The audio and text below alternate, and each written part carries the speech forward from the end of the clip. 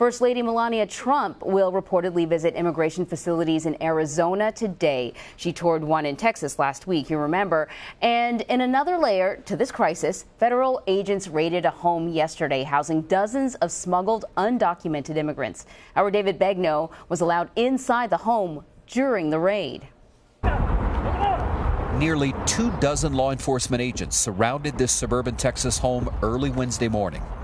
The deputy chief was just told that there's about 40 people inside. It's exactly what they had been told. Inside, 62 undocumented immigrants, mostly from Central America, and Border Patrol says they were brought here by a smuggler. If you come in the kitchen, it's clear that there was food being made, plates, a lot of flies all over the place, but every inch of tile in this house had someone sitting on it when the agents busted through the door. Do you know what's going to happen to you now? Yeah, I deported in Mexico. This woman, who was here with her sister, says she'd been in the house for 15 days. I have three child. My sister have four.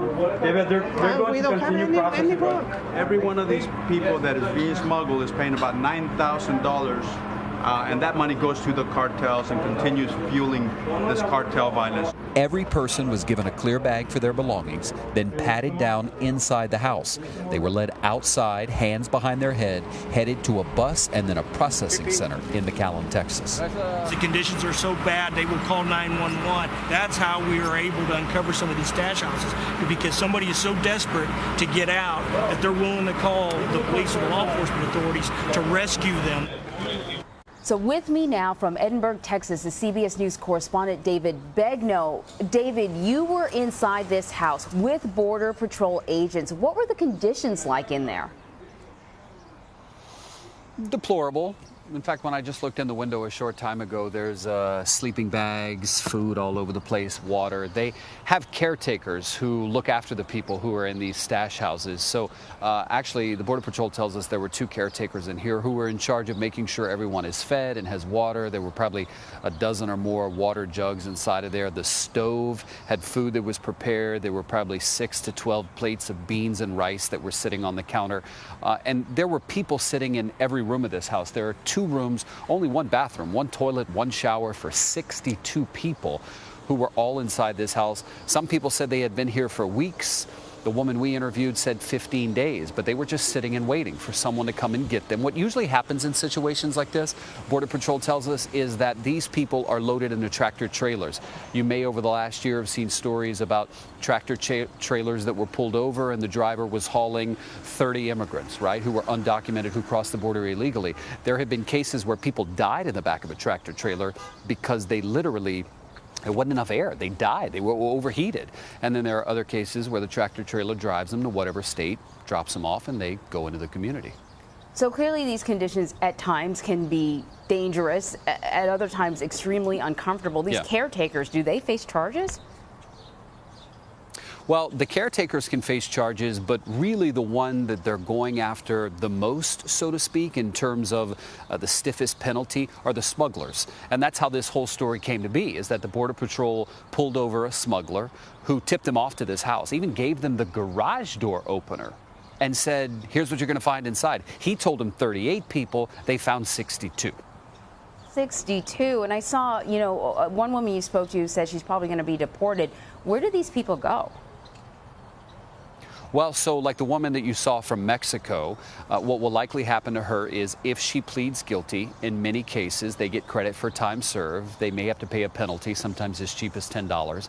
And they are taken by Border Patrol on a bus to the border and literally walked right across the border and just released into Mexico. That happens with Mexicans. However, most of the people in here were from Central America. Most of the people that we have followed and come in contact with over the last 2 weeks of our reporting have come from Central America. And Border Patrol tells us they don't have that ability, obviously, to just drive down to Central America and simply let them across the border. They have to put them on private planes, get them down there. It's more difficult. But with that Mexican lady, she could be back in Mexico. You know, she's got 72 hours to sit in the processing center. She'll see a judge. She could be deported. I mean, at the fastest, she could be back there in less than a week. Wow. David, I didn't see any children in that video. I don't know if, you know, you deliberately avoided them or maybe there weren't any at all. We didn't see any. Okay. Did anybody there We look? didn't see any. There were a couple of teenagers. Okay, go ahead. Well, there were a couple of teenagers. One guy looked to be maybe 15, 16 years old, but that was the youngest that I saw myself. There were so many people in that house. I mean, it looked like somebody was sitting on every inch of tile. And, you know, this is really interesting. So the woman we interviewed who was from Mexico was there with her sister. She told us that she paid $8,000 for herself, $8,000 for her sister. And it was her second attempt trying to enter the U.S. illegally. They had family in Los Angeles that they were trying to get to. So if you take, let's just say $8,000 was paid to the smugglers. Each person in the house paid $8,000. 8,000 times 62 is about $496,000. I'm not good at math. I did it on my phone. But that's a lot of money. I mean, nearly $500,000 here for people who are not going to get their money back. So they lost their freedom and they lost their money. And the smuggler got roughly $500,000 that went to a cartel. And usually, sometimes what happens, Anne-Marie, is that the smuggler, you know, people have even somebody on our crew was saying, why would the smuggler want to give up the house? Why would he want to tip police off to it? What can happen sometimes is if they cooperate with the Border Patrol, the U.S. Attorney's Office may not go as tough on them, so to speak, because they did cooperate, tip them off, and that smuggler may agree to work with the feds. It's one possibility that they have in their cap, right? So he gives up a little, they don't prosecute him quite as hard as they were, and the Border Patrol finds out about 62 people in a house in the middle of a nice neighborhood in the middle of town. Wow, that gives us some real insight into just how lucrative this is, as to why smugglers would want to engage in this sort of business. And I was shocked that she was able to raise that amount of money, $8,000. I mean, she must have been saving, getting from friends, and, you know, she did it twice over. Well, look, she told us she has 3 kids. She said her sister has 4 kids, left them all in Mexico. And I said, well, why are you trying to get to L.A.? She said, I couldn't get a job in Mexico. Simple as that. Got to feed the kids. David Begnaud, thank you very much.